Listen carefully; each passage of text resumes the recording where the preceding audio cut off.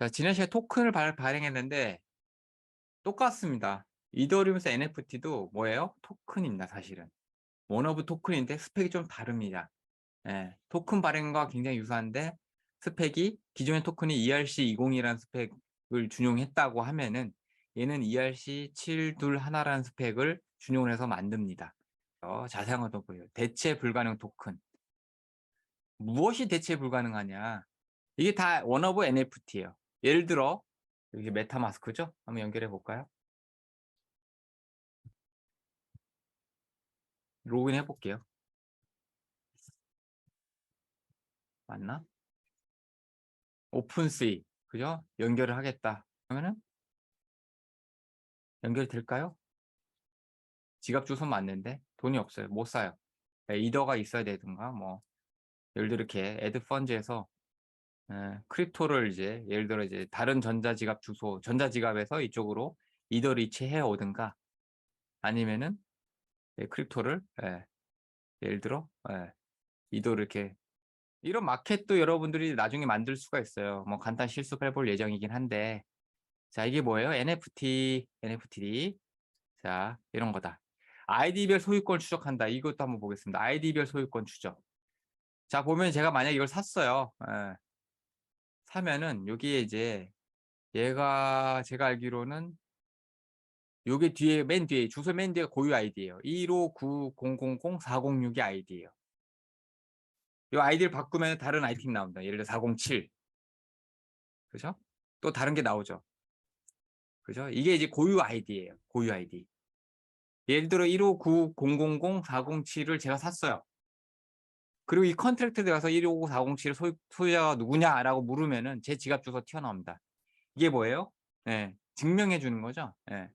자, 요것만 컨트랙트만 이제 복사해서 다시 이동해 보면은 이 컨트랙트를 이렇게 조회를 해 보면은 요 컨트랙트라고 돼 있죠. 컨트랙트. 그죠? 이게 이제 오픈스에 배포된 컨트랙트고 여기에 보면은 ERC721 토큰 트랜잭션이라고 있죠. 그죠? 예. 얘네들이 산 거예요. 요 지갑 주소들이 각 그 아이템에 대해서 샀던 내용이 있어요. 그 뷰 NFT 하면은 이거 산 거예요. 누가? 이 지갑 주소가. 그죠? 이 사람이 이 컨트랙트로부터 요 아이디에 매핑한 걸 산 거예요. 이게 뭐야? 950000835. 그죠? 이거는 이 사람이 샀기 때문에 이 지갑 주소가 이걸 샀기 때문에 이 아이디의 지갑 주인은 하나밖에 없는 거죠. 그죠? 이게 이제 거래가 되는 시장이 오픈시라는 것도 있고 뭐 이런 것도 있고 이런 것도 있다라는 내용이죠. 아이디별 소유권 추적한 게 핵심입니다. ERC721 하나는 아이디별. 아까 아이디 말씀드렸잖아요. 95000 뭐 숫자 몇. 그죠? 그게 아이디고요. 그에 대한 소유권, 지갑 주소. 누가 가지고 있냐, 누가 주인이냐라는 것을 예, 얘기하는 게 ERC721 하나입니다. 그러니까 쉽게 얘기하면 디지털 소유권이에요. 당연히 소유권 변경 가능하고요. 예. 피나타라는 거 여러분들 회원가입을 하셔야 되는데 피나타는 왜 쓰냐? NFT 실습하기 위해서 필요한 건데 실습이 아닌 실제 NFT를 내가 배포하기 위해서 예를 들어 여러분들의 NFT로 내가 어떤 뭐 코포 NFT를 발행하겠다. 근데 그 안에 있는 내용이 예를 들어 단순한 텍스트를 팔겠다라고 그랬을 때는 그냥 이더리움 플랫폼 상에 스마트 컨트랙트를 배포하면 돼요.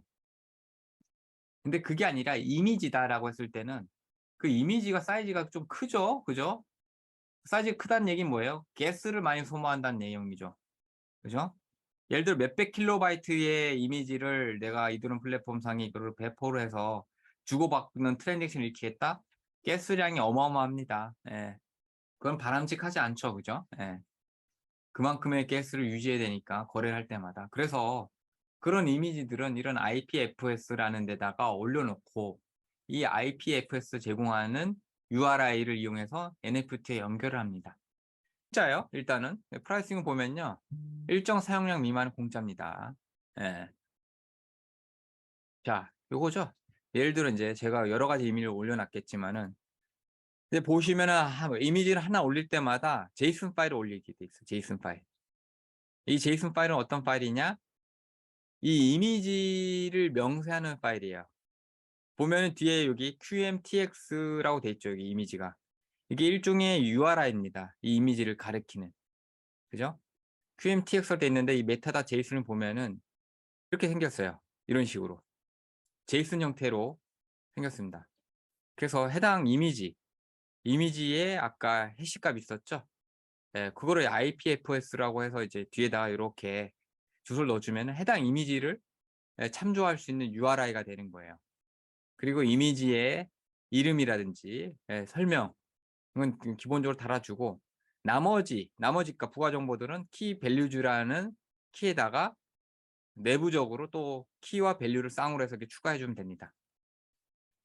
이건 넣어도 되고 안 넣어도 돼요. 위에 거는요. 근데 넣게 되면은 나중에 쿼리를 날릴 수가 있습니다. 예를 들어 이제 스마트 컨택트를 조회할 때, 이 IPF에서 조회할 때 여러 가지 쿼리를 날릴 수가 있어요. 예를 들어 뭐 사이트가 서울이고 그다음에 그레이드가 퍼스트인 거에 대해서 조회를 해달라. 이런 식으로 뭔가 우리가 살펴볼 수도 있다. 한번 업로드를 한번 해볼까요? 이름 너무 기니까 문이라고 이렇게 올려놓을게요. JPG 올리고, 그 다음에 새로 고치면 보일 것 같은데 제이슨 파일 하나 만들어야 되죠, 그죠? 자, 제이슨 파일을 하나 만들어 보도록 하겠습니다. 자, 중요한 건 뭐예요? 요거 URI, 그죠? 네임은 그냥 똑같이 갈게요. 문, 그죠? 데모, 뭐 NFT 마음대로 쓰시고 나머지는 상관없고요. 여기 주소를 바꿔야 되는 거죠. 그래서 문에 여기 해당한 주소, 이걸 카피를 떠서 이걸 바꿔놔야 되는 거죠. 그죠? 그 다음에 이 파일을 메타데이터 저장할게요. 메타데이터 이름은 중요치 않은데 메타데이터 문이니까 문점 제이슨. 자, 파일 방금 만들었던 메타데이터 다운로드 준비 끝났습니다. 그리고 이제 우리의 NFT 컨트랙트에서 요거만 알면 돼요. 방금 올린 메타데이터 파일 주소만 알면 됩니다. 자, 이렇게 하고 일단 다시 교환으로 돌아와서 자, 그래서 이제 NFT를 만들어야 되는데 제가 깃에 올려놨습니다 이미. 요거를 채팅창에 또 드리고요. 어렵지 않아요. 그 NFT.sol이라고 만들어 놨죠. 이거는 이제 제가 만든 게 아니라 여기저기 다니면 비슷한 얘들이 굉장히 많아요. 자, 이거 클릭해 볼게요. 자, 보면은 이거 얘기 안 해요. 이거 어차피 ERC7두라는 상속받은 거고 잘 보면은 요기 토큰 URI라는 펑션은 뭐냐면은 아까 얘기했죠. 아이디를 주면은 해당 아이디를 가지고 있는 소유자가 누군지를 리턴하는 함수예요. 얘가 하나 필요하고요. 그죠? 민트 NFT는 NFT를 발급하는 함수예요. 이거 보면은 URI죠. 어떤 URI에 있는 게 소유주가 누구한테 갈 거냐. 아이디는 어디서 부여해요? 요 밑에서 요때 아이디, new did id라고 가져오죠. 그죠? 여기 이제 숫자 값이 들어가는데 우리가 뭐 전역 변수로 숫자 1, 2, 3, 4, 5 뭐 인티저로 해서 부여해도 되지만 굳이 이 did id라는 걸 쓰는 이유는 여기 카운터. 우리가 이제 숫자로 계속 올리다 보면요. 숫자가 굉장히 커질 수도 있잖아요. 그죠? 그러면 어떻게 돼요? 숫자가 특정 범위를 넘어가면은 예를 들어 인티저 같은 경우 21억을 넘어가면은 얘가 갑자기 숫자가 마이너스 t죠. 또는 이제 아이디를 부여할 때 우리가 뭐 코딩상에 실수를 해서 언더플로우를 내면은 엄청나게 큰 숫자가 들어가죠. 그죠? 그런 그 공격에 대비하기 위해서 검증된 라이브를 쓰는 겁니다. 그냥 숫자를 정확하게 일씩 올려주는 라이브를 생각하시면 될 것 같아요. 그 라이브를 써서 숫자를 받아서 현재 부여할 숫자를 받아서 올려주는 겁니다. 그죠? 누구한테 요 민트라는 함수를 이제 부모 클래스에 있는 민트라는 함수를 호출할 때 특정 어드레스 사용자 어드레스에다가 요 아이디 값을 주는 겁니다. 제 지갑 주소 예를 들어 제 지갑 주소로 만약에 민트를 하겠다. 제 지갑 주소에 1번 아이디 요게 쌍이 되는 거예요. 그죠? 그리고 전역 변수 이 스마트 컨트롤 뭘 가지고 있어요? 토큰 URI라는 그 배열을 가지고 있는데 1번 아이디 이거 1번 아이디를 봤잖아요. 1번 아이디 URI는 얘다.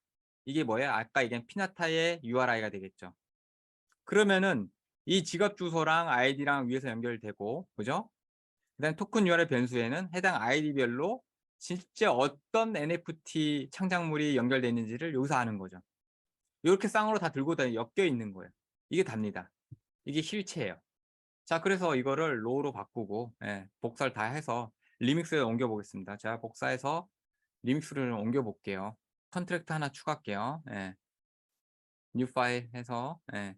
my NFT 예. 라고 해서 여기다 붙여 넣을게요. 네. 그리고 저장하는 순간에 뭔가 쭉 받아오죠. 그죠? 받아오는 이유는 위에서 이렇게 상속을 받았기 때문에 필요한 거 쫙 받아옵니다. 자, 그래서 컴파일, 예, 컴파일 한번 또 해볼게요. 컴파일 했더니 예, 아무 이상이 없고, 그죠? 그다음에 디플로이 한번 해볼게요. 인젝티드, 예, 인젝티드 프로바이드 메타마스크로 돌려놓고요. 그럼 메타마스크랑 연결하겠죠, 이렇게, 그죠? 제 지갑 주소 하나밖에 없겠죠, 그죠? 이 상태에서 디플로이 한번 해보도록 하겠습니다. 그럼 얘가 뜨죠? 예, 이거 가스 요금 이 정도 나온다 할 거야? 오케이, 그냥 하세요. 그죠? 넘어갔죠? 그리고 이더 스캔해서 볼 거야? 밑에 클릭해서 볼게요. 이더 스캔해서. 지금 펜딩 돼 있죠. 아직은 이제 확정이 안 돼 있고, 그죠? 요게 제 지갑 주소죠. 그죠? 이건 이제 컨트랙트 배포 주소가 되겠고, 아직은 이제 안 나왔죠. 그죠? 기다려 볼게요. 자, 됐습니다. 들어왔습니다. 자, 여기로 배포됐대. F6A로 시작하는 주소로. 그죠? 그리고 이 컨트랙트도 한번 살펴보도록 하겠습니다. 네. 스탠지 해시가 돼서 요 블럭 안에 들어갔고, 그죠? 컨트랙트 주소는 위에 있죠. 그죠? F6A. 그죠? 예. 그죠? 예. 그러면은 하나 또 발행을 해 볼까요? 실제 이건 가져온 거고 내가 발행을 해 봐야 되잖아요. 그죠? 발행을 해 볼게요. 아까 민트 NFT로. 그래서 지갑에서 좀 보이게끔 해 보겠습니다. 아까 민트 NFT라고 있었죠? 네. 자, 요걸 이제 피나타에서 한번 가져와 보도록 하겠습니다. 피나타. 자, 아까 여기 있었죠? 요거 그냥 카피해서 예. 똑같이 IPFS. 자, 여기다 넣고 예. 어드레스는 여기서 이제 주의할 게 제 메타마스크 지갑 주소로 배포를 해도 돼요. 근데 메타마스크에선 당장 NFT 모양을 볼 수 있는 인터페이스를 제공하지 않아요. 그죠? 여러 가지 지갑이 있다고 그랬죠. 메타마스크도 그중에 원 오브 댐이고. 그래서 지갑상에서 NFT가 조회될 수 있는 알파 월렛을 말씀드릴게요. 알파 월렛. 이거 그죠? 알파 월렛. 근데 얘는 안타깝게도 웹 버전이 없고요. 앱 버전만 있습니다. 안드로이드나 그죠? 아이폰 앱. 그죠? 이걸 일단 설치를 하면 자기 지갑 주소가 보입니다.